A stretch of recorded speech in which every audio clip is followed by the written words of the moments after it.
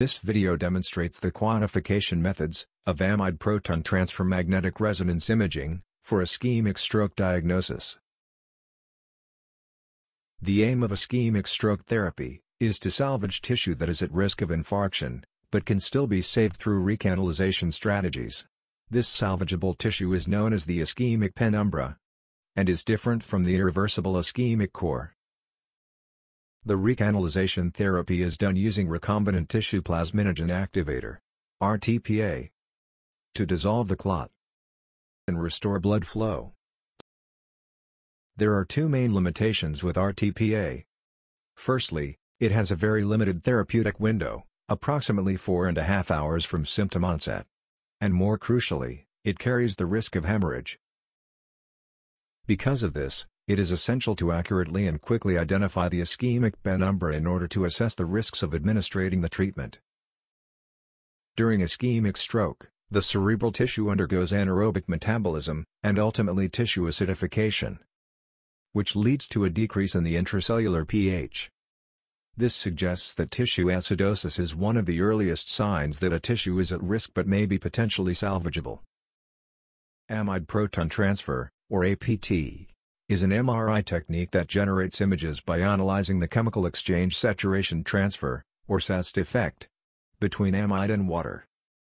It is pH sensitive to tissue acidosis and ischemic lesions, which allows for the potential of clinical use and stroke diagnosis. This video aims to demonstrate the different quantification methods of APT imaging for ischemic stroke diagnosis. When obtaining APT data, the signal is measured across a range of saturation frequencies, giving a series of images corresponding to these saturation frequencies. When viewing the data voxel-wise, the measured signal as a function of the saturation frequencies is known as the Z-spectrum. APT imaging involves analyzing the APT effect at the frequency offset of amide proton resonance, around 3.5 parts per million from water resonance. To quantify APT effect, several quantification methods can be used. These methods can be separated into two categories: model-free methods and model-based methods. In this video, some of the more commonly used quantification methods are demonstrated. First, we begin with model-free methods. The most commonly used quantification method is a model-free method known as magnetization transfer ratio asymmetry, denoted as MTR asymmetry.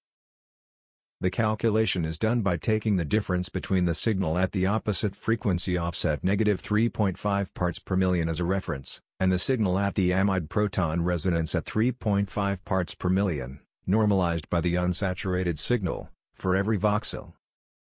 This method is computationally simplistic and fast. However, the quantified APT effect is often contaminated by effects present in the measured signal other than APT, such as water spillover effect, magnetization transfer (MT) effect, nuclear overhauser enhancement (NOE) effect, as well as SAST effects of other exchangeable protons in the tissue. To address this, several compensated or corrected model-free methods have been proposed. Firstly is the T1W normalized MTR asymmetry. T1W here refers to the water longitudinal relaxation time. This method is done by first calculating MTR asymmetry. Then, the quantified MTR asymmetry is normalized by T1W, on a voxel-by-voxel basis. This method compensates for T1W, and improves the correlation of the quantified APT effect with pH. However, this method does not correct for other contaminants, such as MT and NOE effects. To minimize these contaminants, the apparent APT, denoted as APT*, may be considered. Firstly, observe the APT dip around 3.5 parts per million. Identify the upper and lower boundaries of the APT dip. All other effects except APT within these boundaries are assumed to approximate a linear function. Then, apparent APT is calculated similarly to MTR asymmetry, but by using the averaged upper and lower boundaries as the reference signal instead. This method minimizes MT and NOE effects. However, it is more suitable for high field strength experiments, as a narrow APT dip is needed for the linear approximation. Another method for correcting water spillover and MT effects is the apparent exchange-dependent relaxation, termed as RX. This method makes use of the inverted signals of the Z spectrum to analytically correct for spillover and MT effects. Firstly, the spillover-corrected MTR is calculated as the difference between the inverse of the amide signal and the inverse of the reference signal. The reference signal here may not necessarily be the opposite frequency offset at -3.5 parts per million. An appropriate reference signal depending on the experimental parameters should be used for optimal results. Finally, to calculate Rx, the spillover-corrected MTR is compensated for T1W. This method is more suited for high saturation power experiments, as it assumes the saturation power to be much larger than the amide exchange rate. Overall, the model-free methods shown are all computationally simplistic and fast to calculate. Next, we look at model-based methods, which are comparatively more time-consuming to calculate, but may be better at separating individual SAST effects. The Lorentzian difference analysis, or LDA, is a Lorentzian line-shape model-based quantification method. To perform LDA, first, fit the normalized Z spectrum using a two-pool Lorentzian line-shape model. The two pools here are water and MT respectively. Then, calculate the difference between the fitted Lorentzian line shape and the experimentally measured Z spectrum at 3.5 parts per million. This removes the water spillover and MT effects from the quantified APT effect. Similar to LDA, multi-Lorentzian fitting is a quantification method that also utilizes the Lorentzian line shape model. But instead, all of the visible SAST contributions in the Z spectrum are modeled. Then, the quantified APT effect is simply equal to the fitted amplitude of the amide pool. Both LDA and multi-Lorentzian fitting are Lorentzian line-shape model-based methods, which are comparatively faster than other model-based methods. However, the fitted parameters of this model do not carry any physiological meaning, and describe only the shape of the Z spectrum, such as the amplitudes and line widths of the SAST contributions. To model the actual underlying SAST processes of the system, the Bloch-McConnell equations are used. The quantitative APTR, denoted as APTR*, uses the multipool Bloch-McConnell model to isolate the APT effect. Firstly, fit the Z spectrum to the multipool Bloch-McConnell model. Then, using the fitted parameters, reconstruct a one-pool model Z spectrum consisting of just water and a two-pool model Z spectrum consisting of both water and amide. Quantitative APTR is then calculated as the difference of the two Z spectra at 3.5 parts per million. This method takes into consideration the underlying SAST processes, and the fitted parameters of the multipool Bloch-McConnell model are physiologically meaningful. However, the model fitting process takes a considerable amount of time, making it less suitable for clinical use.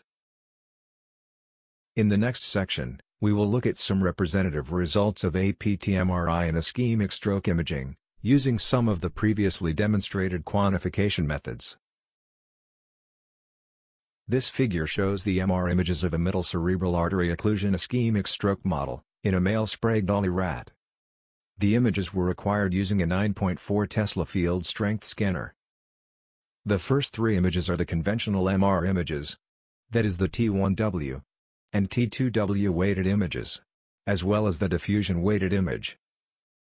The subsequent images are APT images that were generated using some of the previously discussed quantification methods, including MTR asymmetry, T1W normalized MTR asymmetry, apparent exchange-dependent relaxation, Lorentzian difference analysis, and multi-Lorentzian fitting.